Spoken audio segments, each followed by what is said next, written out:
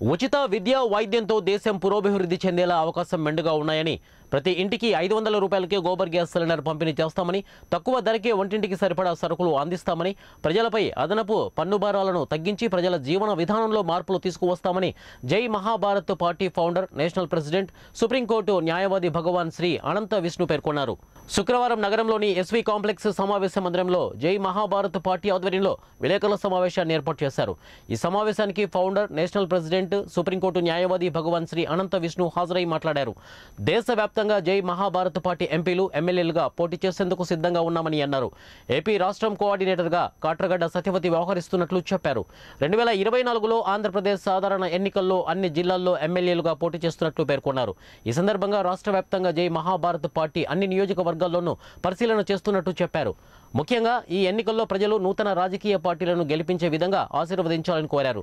ఈ ఎన్నికల్లో జై మహాభారత్ పార్టీ గెలిస్తే తమ పార్టీ ఆంధ్రప్రదేశ్ రాష్ట్ర అసెంబ్లీ సాధారణ ఎన్నికల ప్రధాన ఎజెండాను వివరించారు. దేశంలో విద్య వైద్యంపై దోపిడీ అధికంగా జరుగుతుందని ఆవేదన చెందారు. దీంతో ప్రజల జీవన విధానం అంధకారంలోకి నెట్టబడుతుందని చెప్పారు. దేశంలో రాష్ట్రంలో నూతన రాజకీయాలను గెలిపించేలా ప్రజలు తమ ఆలోచన విధానంలో మార్పు అవసరం ఉందన్నారు. ఏపీలో తమ పార్టీ అధికారంలోకి వస్తే పూర్తిగా మద్యపానాన్ని నిషేధిస్తాం, భూలక్ష్మి పథకం ద్వారా అర్హులైన మహిళలకు 100 చదరపు గజాల భూమి పట్టాలు అందిస్తామని చెప్పారు. రాబోయే పార్లమెంటు ఎన్నికల్లో మొత్తం 543 లోక్సభ స్థానాల్లో ఒంటరిగా పోటీ చేయబోతుంది. జై మహాభారత్ పార్టీకి దాదాపుగా అన్ని రాష్ట్రాలలో క్యాడర్ ఉంది. దాదాపు భారతదేశంలో అన్ని రాష్ట్రాలలో అసెంబ్లీ ఎన్నికల్లో పోటీ చేయడం జరిగింది.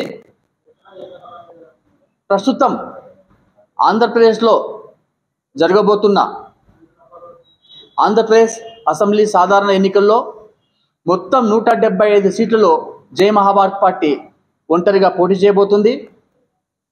అదేవిధంగా ఆంధ్రప్రదేశ్కు సంబంధించి 25 లోక్సభ స్థానాలు ఉన్నాయి. ఆ 25 లోక్సభ స్థానాల్లో కూడా జై మహాభారత్ పార్టీ ఒంటరిగా పోటీ చేయబోతుంది. అంటే టోటల్గా భారతదేశంలో 543 లోక్సభ స్థానాలకు ఒంటరిగా పోటీ చేయబోతుంది. అదేవిధంగా ఆంధ్రప్రదేశ్ రాష్ట్రంలో 175 అసెంబ్లీ స్థానాలు 25 ఎంపీ స్థానాలకు పూర్తి స్థాయిలో ఒంటరిగా పోటీ చేయబోతుంది. అదేవిధంగా